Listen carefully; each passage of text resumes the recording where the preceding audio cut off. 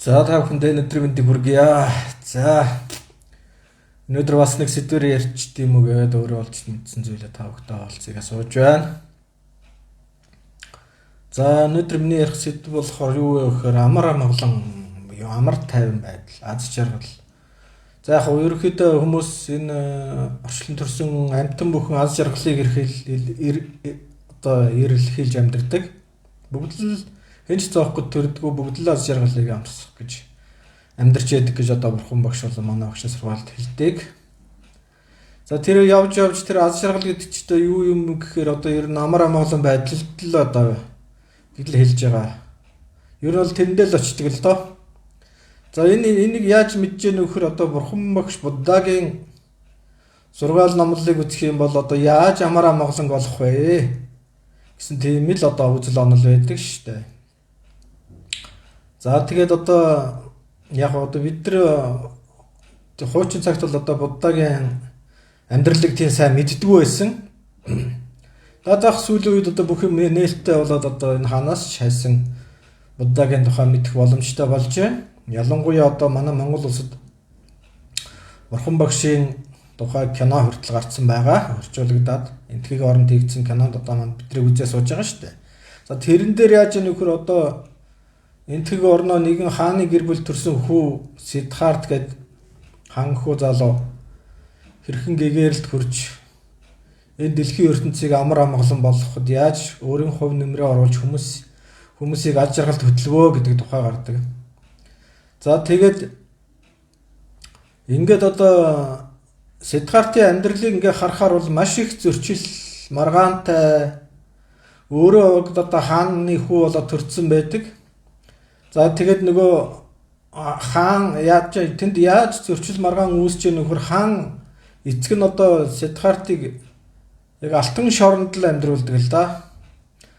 Тэр одоо Сиддхарт бол багасаа л эрх танх өссөн элбэг хангалуун амьдралтай амьдралын тэр үнний хатуу үнэн нэг мэдэхгүй тийм одоо орчинд өссөн. Яагаад гэвэл Сиддхартыг мэдлэх үед нэгэн мэрэгэн хүн ирээд одоо энэ хүүхэд одоо ирээдүйд хүн төрлөختнийг аврах юм аа гэж хэлснээс нь болоод одоо хаан эцэг нь хаан судлаасаа хаяад бясалгал хийгээд одоо ингээд дайын чигээ явчих юм байна гэдгээс нь айгаад хүүгээ одоо алтан шоронд өсгдөг.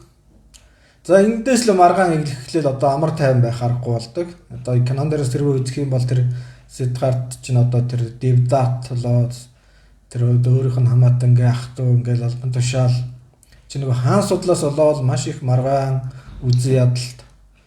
Тэгэл тэрнээсээ болоод эцэгтэйгээ хүртэл таархаа байлдаг шүү дээ. Ягаад гэвэл эцэг нь Сиддхартыг амьдралын үннээс таслаад ялангуяа тэр одоо өвчтөй зовлонтой маш их асуудал бэрхшээлтэй байгаа хүмүүсийг тусдны юм хот байгуулад бүр тэдрийг ингээд хотоосоо гаргаад цөлцсөн байдаг. Тийм учраас Сиддхарт үхэллийн тухай амьдралын үнний тухай юу ч мэдэхгүй байсан учраас маш их сэтгэлийн хямралд орсон байдаг. Хэрвээ та нар киног нь үзье бол тэрэн дээр нь кинон дээр нь гард юм аа. За энэ сэтгэлийн хямралд ороод яаж энэ амар амгалан болох вэ гэд маш их хэцүү байдалд ороод тэгээд Сиддхарт чинь гэрээ орхиод ихнэр одоо хаан хүү чинь одоо ихнэртэй хүүхэдтэй хаан болох судалтай ингээд албан тушаал одоо бидний хүсэж яадаг бүх юм тэр хүнд байсан. Гэтэл тэр хүн одоо сэтгэл нь маш их ямарч одоо үнний тухай нөгөө хүн өгдөм байх, төрдөм байх энийг мэдээд ирэхээр тэр амар амгалан байх аргагүй учраас тэгээ амар амгалан яаж болох вэ гэж одоо тэр нэгэн шин оргоо явчихдаг шүү дээ тэгээд. За тэгээд эндээс л одоо тэр амар амгалан яаж болох вэ гэдэг аялал эхэлдэг. За тэгвэл одоо энэ тал дээр манай агш юу гэж сургасан бэ гэдгийг одоо би өөрөө олж мэдсэн зүйлийг хийлгээд одоо сууж байна. За энд бол ерөөхдөө амар тайван бас байдаг 5 үндсэн гол зүйл хүчин зүйл байна гэж үздэй. За нэгдүгээрт манай агшийн сургаж байгаагаар бол нэгдүгээр газар орны амар тайван бус гэж байдал гэж үздэг. За тэр нь юу вэ гэдэг бол одоо жишээлбэл бид нар гент хэрэг хүчирхийлэл дайн тулаан болсон газар очиход тэр энерги тэр тухайн газар шингэсэн байдаг. Тийм учраас хэрүүл маргаан тийм аюултай сөрөг энергитэй газар очихоор би өөрөө ирэхгүй тэндээс явмаар санагдаад байж тогтож сууж чаддаггүй. Одоо ялангуяа сөрөг энергитэй хүнтэй цуг байх хүртэл хэцүү байдаг шүү дээ. Ингээд яалтчгүй би арзаагаал цаанаасаа хэн ч хилээг байхад эндээс явах хэрэгтэй гэсэн тийм мэдрэмж төрөөд яалтчгүй тэр газараас явж идэг. Энэ бол одоо газар орны амар тайван бус байдал гэж байгаа. Тэгээд тухайн байж байгаа газараас шалтгаалаад хүн амар тайван бус аз жаргалгүй байдалд ордсон байна гэж. Энэ нэгдүгээр хүчин зүйл. Тийм учраас манай тэр багш хэлдэг шүү дээ. Асуур тэнгэр ингээд дээрээс ингээд тайн тулаан хаан цус урсан тэнд асуур тэнгэр хэдэн мянгаараа үржиж байдаг тул тэр газрын эрчим энерги маш сөрөг болцсон байд юм аа гэж. За энэний одоо баталгааны юу гэхээр одоо тэр сөрөг энергитэй газрыг одоо бид нар ариусгахын тулд ялангуяа буддын лам нар чинь тэр одоо совраг тэр одоо маш бясалгал төрөөд өндөр төвшөнд хүрсэн хүмүүсийг одоо тэр сүмийнхаа хашаанд оршуулдаг энэ чинь бол тэр газраа ариусгах гэсэн санаанаас тэр энерги нь өөрчлөх гэсэн санаагаар одоо энэ зүйлийг хийдэг юм аа гэж. За хоёр дахь төрлийн амар тайван бус байдал гэдэг бол юу вэ гэхээр биеийн өвчин гэж үздэг. За яадаг гэхээр энэ одоо хүн чинь одоо нэгэн тал ихээс төрөөл өтлөх хүртлээр маш их зовлон бэрхшээл бид нар туулж байгаа ш. Тэгэл одоо ингээл тэрний нэг нь бол өвдөлт бие өвддөг. За бие өвдөд ингээд хэцүү байдалд ороод ирэхээр хүн одоо амар амгалан байх ямар ч аргагүй болдог. Ягаад гэвэл тэр маш их өвдөлтийг бидэрт мэдрүүлж яадаг учраас тэнд амар амгалан суух ямар ч боломж байдаг. Тийм учраас одоо эндээс ч үүдээд одоо манай их нацагд орж хэлсэн байдаг шүү дээ. Эрүүл бие саруулхаа оршноо гэж. Тэгэхээр биеийн эрүүл байдал маш чухал байх нэ.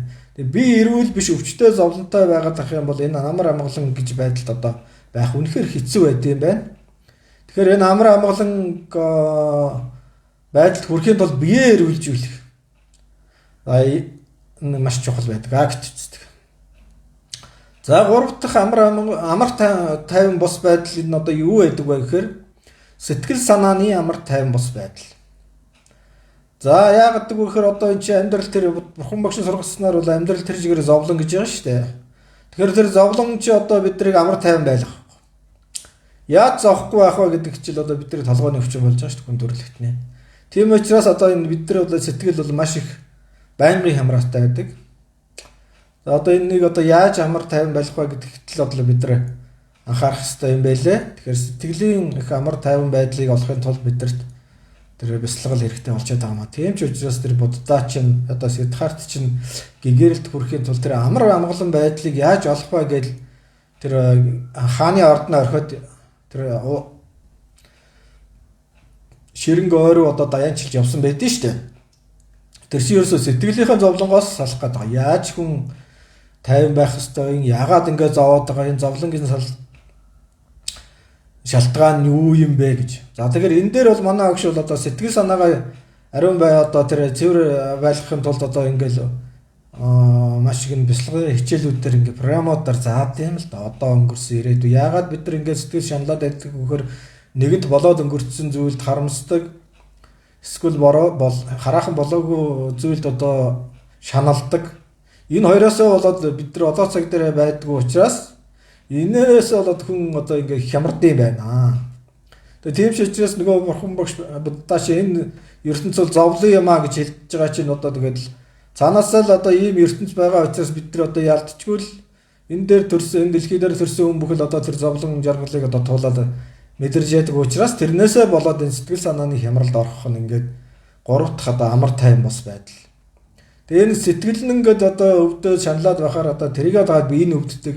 Тэгээ бие нь өвдөхөр бүр одоо хэцүү байдалд ордог шээ. Тэгэхээр хамгийн гол одоо тэр сэтгэлийн амар тайван байдалд орох тэр амгалан мэдрэх гол дэлгүүрийн уул нь одоо тэр бясалгалт л заадаг юм л да. Тийм учраас одоо тэр бид нар яагаад ингэ бясалгал хийгээд байна гэдэг чинь сэтгэл санааны амар тайван байдлыг л олох гээд хийгээд байгаа юм.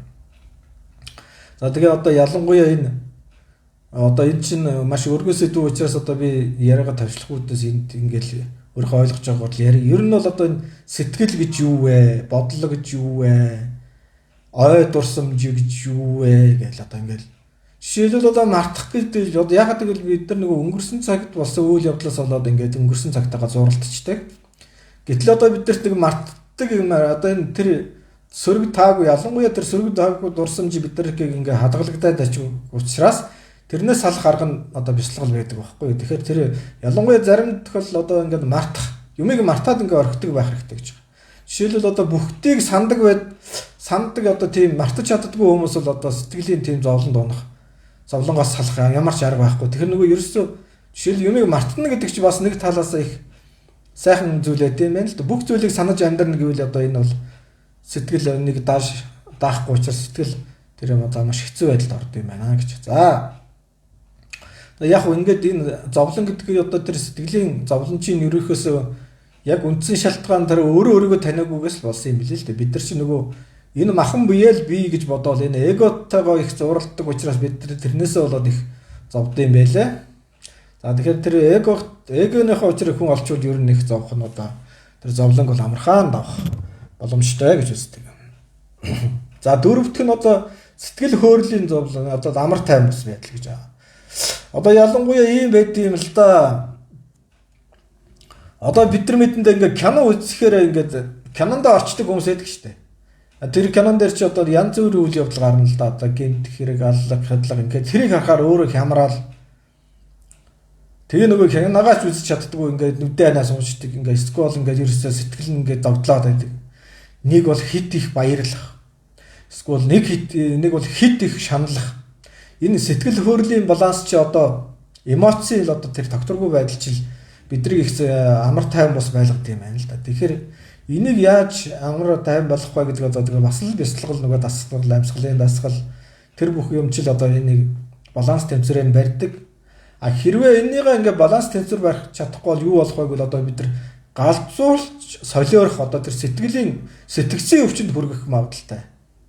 За тэгээ одоо энэ сэтгцийн эмнэлэгт очиод үзвэл одоо маш олон хүмүүс тэнд хэвтцэн байгаа шүү дээ. Тэр одоо сэтгцийн эмнэлэгчийн ачаалал дийлэхгүй байгаа гэдэг чинь одоо энэ сэтгэл хөөрлийн процесс сэтгэл хөөрлөө ерөөсөө удирдах чадахгүй байгаа учраас тэрнээс шалтгаалаад маш утга учиргүй үйлдэлүүд хийдэг учраас тэрнээсээ болоод амар тайван бос байлдаг.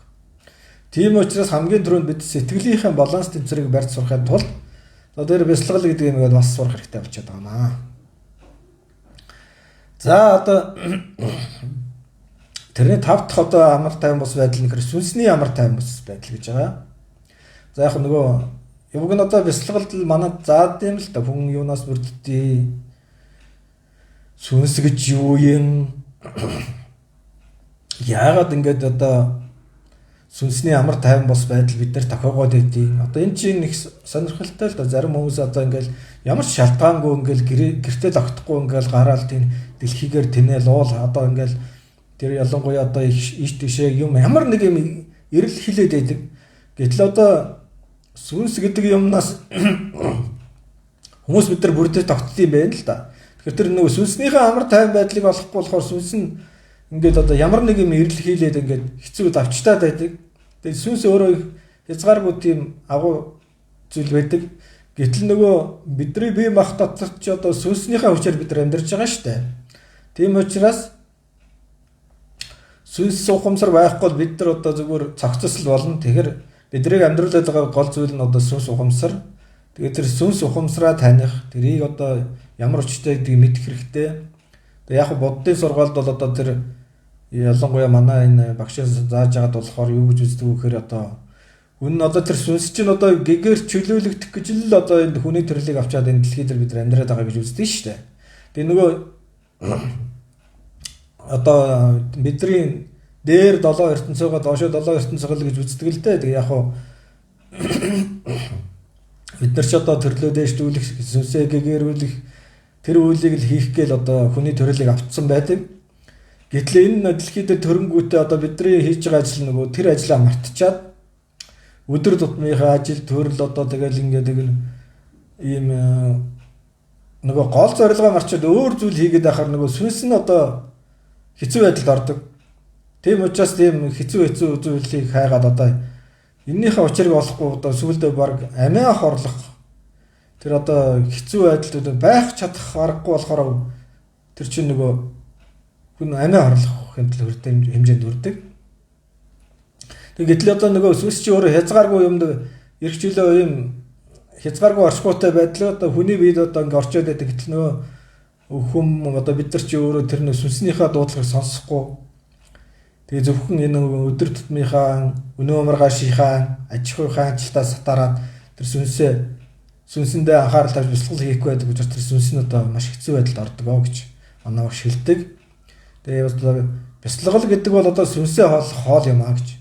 Сүнс нь ингээ ангад цангаад одоо хэцүү байдалд ороод ирэхээр яалтчгүй тэр одоо буруу алхмуудыг хийгээд тэрнээсээ болоод одоо сүнс амар амгалан бос хэцүү байдалд орд юм аа. За ингээд ерөөсө тэр сүнснийхээ амар амгалан байдалд одоо тэрийг тайлахын тулд бид нар одоо бясалгах хэрэгтэй болчиход байгаа маа. За ингээд ерөөхдөө 5 төрлийн амар тайван бус байдал одоо энэ дэлхийд төрсөн хүн бүхэнд л одоо энэ байгаа шүү дээ. Тэгэхээр энэнийхээ учрыг олохын тулд бид нар заавал бясалгах хэрэгтэй болчиход байгаа юм. Тэгэхээр энийг одоо гол учрыг тайлахын тулд одоо та бүгдийг бясалгалд сууж үзээрэй гэж хэлэх байна. За тэгээд энэнийг учрыг олчих юм бол бид нар дүндээ нэг зовоод шаналаад байх юм арга байхгүй юм байлээ. За одоо техникийн хэлж чинь одоо миний хэлэх зүйл одоо ерөнхийдөө манай агшаас хэлсэн мэдлэг л дээ. Одоо энэ тэрийн л одоо бид нар та бүхэнд хүргэж байгаа 5 төрлийн амар тайван бус байдлыг гэдэг юм байна. Нэгдүгээр газар орноосоо байж байгаа амьдарч байгаа газараасаа болоод ингээд амар тайван бус байдаг юм байна. Бие нүгдөөд ирэхээр хүн амар тайван бус байдаг юм байна. Сэтгэл санаа нь хямраад байхаар амар тайван бус байдаг юм байна. Эмоц нь одоо хөөрөөд савлаад байхаар бас амар амгалан бус байдаг юм байна. Сүнснийхээ цангааг тайлах гол хүн амар амгалан бус байдаг юм байна. Ингээд амар тайван бус байхаар яг хүн зовно шүү дээ. Тэгээ зовно гэвэл тэр зовлон гэдэг чинь ерөөсөө амар тайван бус байдлаас л үүсдэг юм байна шүү дээ. Байна. Тэгэхээр одоо энэний гол тайлан тэр мэрэгэн ухаан гэгэрсэн бясалгал одоо тэр дээд гэгэрэл төрсэн мэрэгдийн замаар явах бас өөр арга байхгүй. Ягаад гэвэл энэ ч одоо сургууль соёлд одоо энэ амар тайван байхын тулд ингэх хэрэгтэй гэж одоо бид нар заадаг юм байхгүй шүү дээ. Тэгэхээр энэнийг одоо тэр амар амгаланд хүрсэн тэр гэгэрсэн мэрэгдээгээр тэр заавчлагаар л одоо амар амгаланг олох л тийм арга үлдчихэд байгаа. Тэрнээс одоо сургуульд бол уур бухимдлаасаа хүн яхаараа ууралс үедээ яаж уур бухимдлаасаа гарах ёстой юм, яаж хэрхэн амар тайван байх ёстой юм. Энийг ерөөсө ном сургууль заадгүй учраас одоо яалтчгүй л одоо энэ чинь тэр мэддэг тэр мэрэгэн ухаантай хүмүүсээс суралцахаас өөр арга байхгүй. Гэтэл энэ хэрвээ бид нар энэ сургуульд энэ хүн ингэж зовдсон байна, ингэж сэтгэл нь хөөрдөм байна, уур гэж юу юм, яагаад уурлаад байгаа, уурын цаад шалтгаан юу, энээс хэрхэн гарч болох вэ гэдэг аргыг хэрвээ сургууль соёлд ингээ заадаг бол бид нар ингэж их зоохгүй шүү дээ. Тэрнээс маш амархан гарах арга мэдчихнэ. За тэгээд ерөнхийдөө энэ 5 төрлийн амар тайван бус байдал байдсан байна. Хэрвээ та бүгд одоо ямар төрлийн амар тайван бус байвал энэний шалтгааныг одоо хайж олох хэрэгтэй. Тэгээд энийг одоо ялангуяа манай ширшиж бясалгалд бол энийг бол маш нарийн заадаг юм аа. Тэгэхээр та бүхэн хэрвээ сонирхож байвал манай тэр одоо бясалгалын курсууд хамрагдахыг зөвлөж байна. Ялангуяа одоо яг өнөөдөр бол одоо энэтхээс хүүхдийн бясалгалын багш ирсэн байгаа зөм бэлгийн. Одоо уул нь бол ингээ бид нар мэдэхгүй болгоос бид нар 6 дахь мэдрэхүү үе зөм бэлэг гэж байдаг.